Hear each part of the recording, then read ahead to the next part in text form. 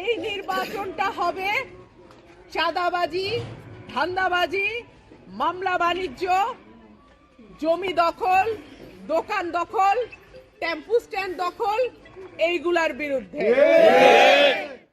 আর আমার যেহেতু কোনো মার্কা নাই, দলীয় মার্কা নাই, আমি ঠিক করেছি আমি হাঁস মার্কায় দাঁড়াবো। আপনারা সকলে প্রতীক বরাদ্দের দিন এটা অবশ্য আরো বেশি পরিষ্কার হয়ে যাবে যে মার্কা কি দাঁড়ায়।